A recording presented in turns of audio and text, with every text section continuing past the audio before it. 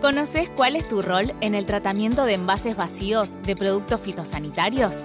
La Ley Nacional 27.279 evita que los envases sean abandonados en el campo y establece responsabilidades a todos los actores de la cadena. Las empresas que producen fitosanitarios son las responsables de implementar y financiar el sistema de gestión integral de envases vacíos de fitosanitarios, teniendo en cuenta todo el ciclo de vida del envase. Si sos productor, debes lavar los envases que usaste en el momento de carga de la pulverizadora, a través del triple lavado o lavado a presión, y almacenarlos adecuadamente hasta llevarlos al centro de almacenamiento transitorio más cercano. También podés sumarte a las campañas de recepción itinerante de envases en tu zona. Si sos distribuidor, podés colaborar con la difusión de la información o con la administración y gestión de un centro de almacenamiento transitorio. Todos somos responsables de tener un campo más limpio.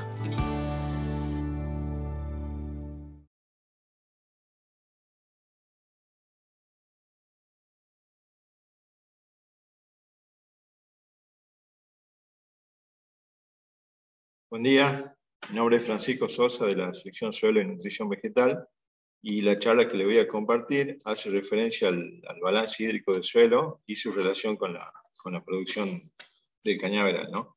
Bueno, como ustedes saben, a modo de introducción, en las áreas productoras del NOA, básicamente en la zona norte de Salta y Jujuy, la mayor parte de la producción de caña de azúcar se hace bajo riego, y en el caso de Tucumán, la mayor parte, por el contrario, se hace en condiciones de secano. Por eso es muy importante conocer el tema del balance hídrico del suelo. Bien, acá hay unos pequeños gráficos que nos muestra la importancia del consumo de agua en la producción de caña de azúcar. La caña de azúcar requiere entre 750 y 1.300 milímetros anuales en Tucumán. Estos estudios ya fueron realizados en años anteriores. Lógicamente variable según la zona, según el manejo, según la variedad, según la cepa, etc. En nuestras condiciones de secano, la disponibilidad de agua es uno de los principales factores que definen la producción, tanto por falta como por exceso de agua. Algunas fotos, por ejemplo, este es un cañaveral en el cual se han perdido esos surcos por la acumulación continua de agua a lo largo del tiempo. Acá en la foto central pueden ver una zona parecida a esta, sodificada por exceso de agua, por napa freática que no permite el lavado del sodio, y cómo la producción, capaz que en planta y soca 1 brinda algo a esta caña, pero con el transcurso del tiempo se va perdiendo la cepa. Condiciones de exceso hídrico. Fíjense, esta foto, la central, fue la primavera del año pasado, que fue bastante seca, y acá se ve cómo estos surcos no han logrado brotar todavía, y acá tenemos otra condición de suelo, con un poco de mayor capacidad de almacenaje de agua, que ya está brotada. Esta es otra imagen típica de algunas zonas nuestras, en las cuales la falta de agua en la estación de primavera hace que se concentre mucho la solución, los carbonatos y bicarbonatos, y genera una clorosis férrica primaveral, que bueno, después generalmente pasa, pero los efectos en la producción se van manteniendo y se van incrementando con el transcurso de los años. Como concepto general, tenemos que tener en cuenta que el suelo es el almacén y el vehículo del agua que requiere el cultivo. Cuando hablamos de balance hídrico, hacemos referencia al contenido hídrico que tiene el suelo y cuál es la relación de ese contenido hídrico con los aportes y las pérdidas que pueden haber. Estos aportes o pérdidas son básicamente, los aportes serían el riego, la lluvia, el escurrimiento de otras zonas más altas, el ascenso capilar en el caso de que tengamos una napa freática, y las pérdidas serían básicamente la evaporación, el escurrimiento superficial, el flujo subsuperficial y la percolación profunda.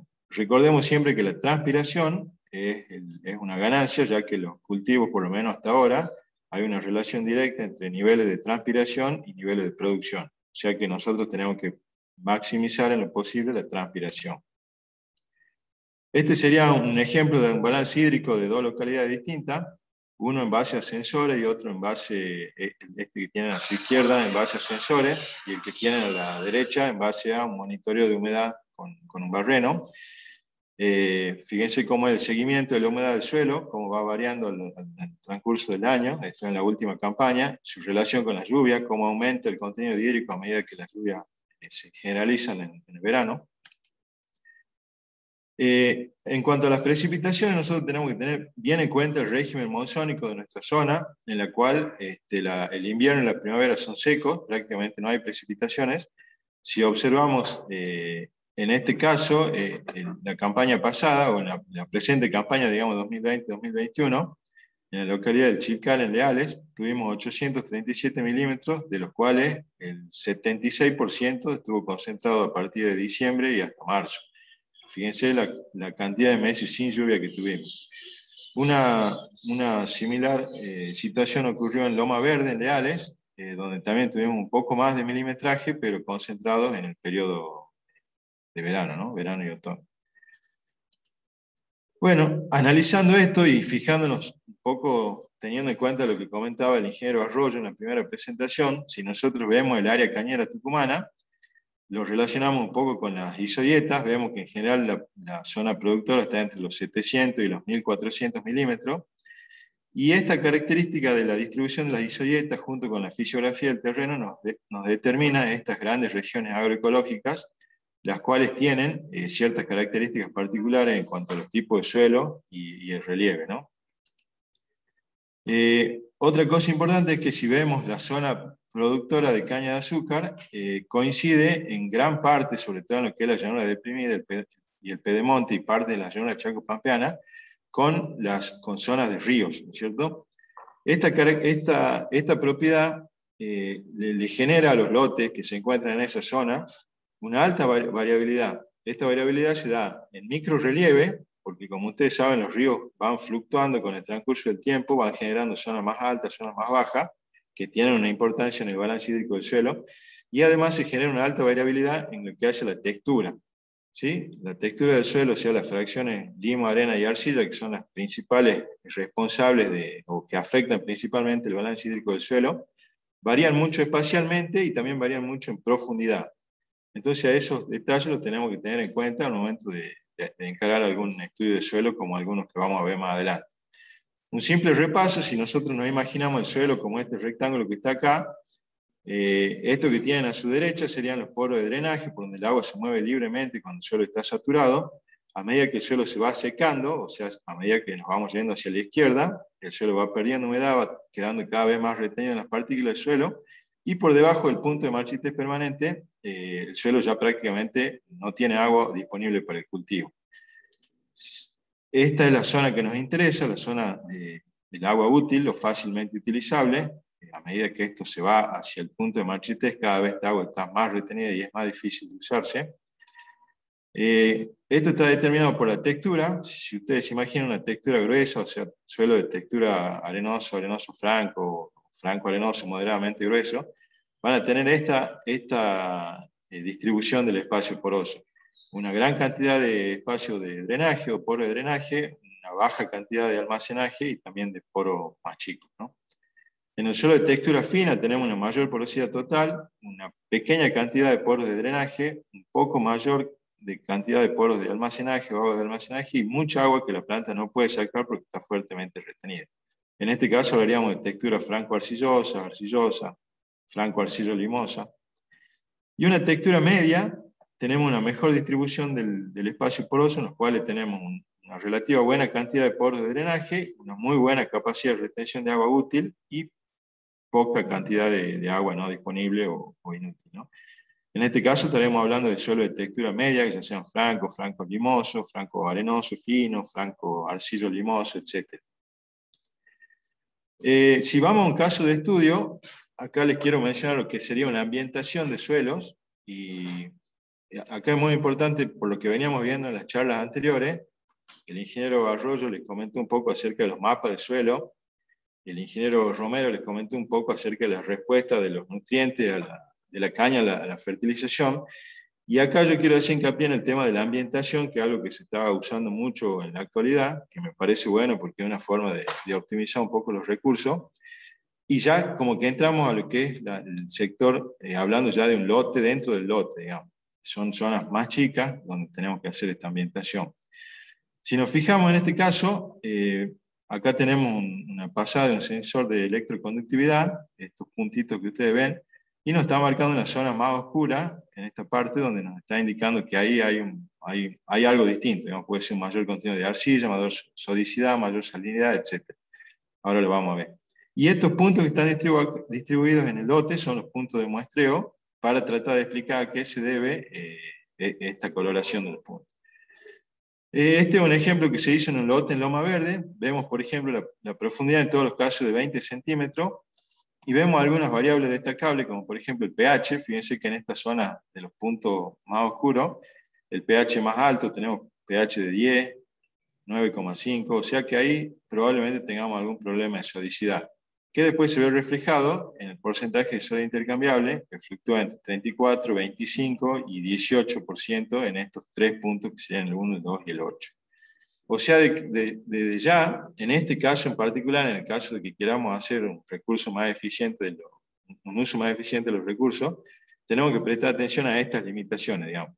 O sea, por ahí el hecho de que tengamos algunos valores de fósforo o de algún otro nutriente variables en esta situación, que también puede ocurrir, si ustedes se fijan acá, el fósforo, la variabilidad que tiene, pero es como que si nosotros primero no prestamos atención al factor más limitante, digamos, se complica el hecho de la prescripción, y que después esa prescripción de fertilización o de manejo tenga un éxito si no tenemos en cuenta estos factores más limitantes.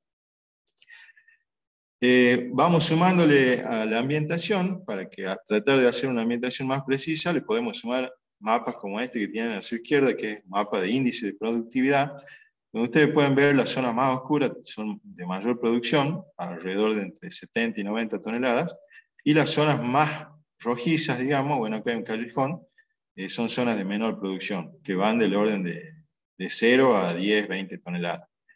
Si seguimos incrementando la información a este lote, podemos tener un DEM, que es un mapa de elevación digital, como este que tienen a su derecha, donde ven que esta parte de los puntos 5, 4 y 6 es un albardón, una zona más arenosa, más alta, y la zona más baja, que es la más oscura, representada por los puntos 1 y 2, que se corresponde con los problemas que veíamos de sodio y de pH anteriormente.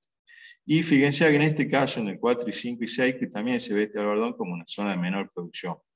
Entonces, como bien les decía el ingeniero Arroyo, en nuestra zona productora, sobre todo en esta zona donde los materiales son aluvionales y son bastante heterogéneos, el agua tiene una influencia fundamental, tanto por exceso, como sería el caso que genera suelos sódicos, como por deficiencia, que sería esta parte en la cual aparentemente el perfil de suelo es más arenoso. Entonces vamos a ver cada uno de esos puntos rápidamente. Fíjense, acá tenemos el punto 4, que lo encontramos en esta parte que es un poco más alta según el DEM, y de menor producción según el índice de productividad. Y fíjense qué pasa cuando estudiamos este suelo en profundidad, hasta el 1,40 m. Fíjense, la textura en superficie me daba franca, pero a medida que voy profundizando empiezo a tener textura cada vez más gruesa, llegando a los 100 centímetros con una textura arenoso franco, y ya a los 140 un arenoso. Esto me está indicando que es un suelo de baja capacidad de retención de agua, donde probablemente no tenga mucha agua disponible. Entonces profundizo un poco más con la información y voy a hacer un balance hídrico del suelo. Fíjense, estos serían los milímetros de lluvia, este eje de I acá, la humedad del suelo, la fecha, y acá tenemos unas constantes hídricas, que sería el punto de Marchitez, capacidad de campo y saturación al río. Si ustedes se fijan, desde que empieza la campaña en junio del 2020, después de la cosecha, no hay lluvia, por lo tanto el agua continúa bajando su contenido, llegando prácticamente al punto de Marchitez, y recién una vez que empiezan las lluvias, se incrementa, y la lluvia, hay que decir la verdad, este año, si bien fue seco en la primavera, en el verano fueron bastante buenas las precipitaciones y estuvieron bien distribuidas. O sea que eso permitió, en general, en varios lugares, una buena recuperación del cañaveral. En este caso tenemos una producción, estamos hablando de una soca 4, en este caso, de 48 toneladas por hectárea. Ese sería el caso de estudio del punto 4. Ahora, si avanzamos un poquito más, nos vamos al punto 7, que ya está en una zona intermedia, entre las dos que hablábamos recién, de esta zona alta y esta zona más baja. Nos fijamos qué es lo que pasa con la textura, y acá tenemos una textura media, franca, en los primeros 80 centímetros, y recién ahí empezamos con la textura un poquito más gruesa, aumentando en profundidad. Esto nos haría suponer que el contenido hídrico del suelo ha sido mejor durante el periodo, y efectivamente, si lo observamos en el gráfico de la evolución de humedad, ustedes se pueden fijar que cuando empieza la campaña en junio, estamos cerca de capacidad de campo, o sea, con una buena condición hídrica. Ojo, esto también puede haber repercutido en la cosecha, capaz que el suelo estaba muy húmedo para cosechar, pero al margen de eso vemos una disminución, y cuando empiezan las lluvias, nuevamente un aumento de la humedad. Si se fijan en este caso, la humedad del suelo en ningún momento llegó al punto de marchite, y ni siquiera al 50% del agua útil. Por lo tanto, esta es una condición mucho mejor que la anterior. Si nos fijamos en los rendimientos, tenemos una producción de arriba de 60 toneladas por hectárea. Vamos a otro caso de estudio, en este caso el punto 2, en el cual, acuérdense, estamos en una zona más baja con algunos problemas de sodio y pH, y fíjense la textura en profundidad. Es media en superficie, y a medida que nos vamos profundizando se va haciendo más fina hacia franco arcilloso en profundidad.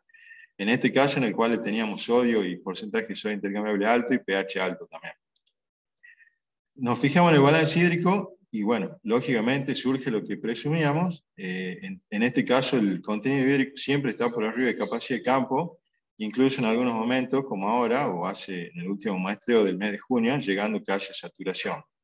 Esto, lógicamente, nos determina que, junto con los otros factores que mencionamos, que tengamos una producción promedio de 8 toneladas por hectárea, o sea, es una de esas fotos que les mostraba al principio, prácticamente sin caña. Entonces, con la información que tenemos que tener de precipitaciones, el perfil del suelo, el microrrelieve, la fertilidad, el balance hídrico del suelo y los índices de productividad, estaremos en condiciones de hacer ambientaciones mucho más precisas de lo que actualmente se la está haciendo o se la está tratando de hacer. Con la información previa de base se puede generar un balance hídrico del suelo con distintas herramientas. Si bien generar un balance hídrico del suelo es mucho más importante en campos que tienen riego, pero últimamente hay muchos productores, sobre todo algunos productores de grano, que están incursionando en tratar de generar el balance hídrico de sus campos para tratar de entender cómo ha sido el año, y en función de eso sacar sus propias conclusiones y ver cómo se manejan con la siembra y el manejo. Esto se puede hacer con el monitoreo de humedad campo, con el típico barreno, peso y yegua estufa, seco y mido. Esto lo puedo hacer no hace falta que sea muy frecuente, con que lo haga una vez cada 10 días o 15, ya me brinda información muy importante. A medida que nos vamos tecnificando un poco, podemos pasar a los sensores de humedad de suelo. Son un poco más caros, pero me brindan información en tiempo real y muy precisa. Plataforma de seguimiento, esta es una alternativa nueva y bastante recomendable, en el caso de que, en este caso hacen seguimiento o balance hídrico con imágenes satelitales. Lo que se hace, se ve el estado NDVI de los cultivos y otros índices, y en función de ello se va haciendo una estimación del balance hídrico. Tiene la ventaja de que no requiere tanto trabajo del campo, solo un par de muestreos, y que lo hacen esta gente que hace el seguimiento. También se pueden hacer modelos en base a datos de lluvia y suelo. Hay algunos programas bastante sencillos para hacer esto, pero sería otra opción para tener un balance hídrico del suelo.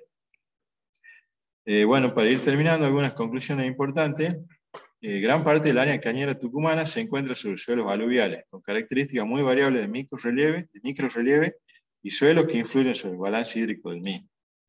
Los mapas de elevación digital brindan una aproximación al movimiento del agua en el suelo, ¿no? Tanto el escurrimiento como el almacenaje, las zonas bajas donde se empoza el agua, etc.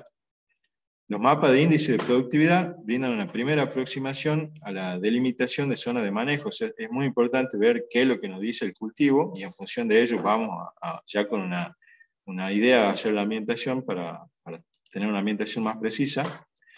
Esto es muy importante tener en cuenta que los suelos presentan una alta variabilidad espacial, por lo menos en la zona esta que le estaba comentando, y esta variabilidad debe ser tenida en cuenta considerando el perfil de suelo. O sea, ojo por ahí con solamente llevarme de la muestra de 0 a 20 o 0 a 30, muchas veces en profundidad puedo tener alguna presencia de arena, de fragmentos gruesos, piedras, sodicidad, salinidad, capas de baja permeabilidad, napas freáticas, etcétera, que no van a condicionar la profundidad del perfil y, lógicamente, la capacidad de almacenaje de agua, ya sea por exceso o por déficit, y por lo tanto, la producción. Un primer paso en las ambientaciones debería tener en cuenta estas variables, siempre apuntando a las limitaciones más severas primero. El conocimiento del estado hídrico del suelo a lo largo del ciclo, en la medida de lo posible, nos va a permitir, junto a otra información, por empezar a conocer el potencial del ambiente, ya que si yo tengo un balance hídrico positivo y veo que mi caña no está produciendo bien, ya puedo empezar a pensar en otros factores además de ese, y además nos brindará herramientas para optimizar el manejo del cultivo. Bueno, ya terminando, los agradecimientos. Estos trabajos los venimos siguiendo en campo de algunos productores que con muy buena disponibilidad nos colaboran en todo sentido. Y acá también agradecer a Agroindex y a Manuel Ponce de CREA Cañaverales, que siempre han tenido muy buena disposición para colaborar con este trabajo, ¿no? Esto es una red de varios lotes. Yo solamente les mostré uno, pero hay 4 lotes más en los cuales estamos haciendo este seguimiento. Bueno, ahí les dejo mi mail por cualquier consulta que tengan, y si no, pueden escribir sus consultas al WhatsApp que se les pasó anteriormente. Bueno, muchas gracias y espero que estén bien.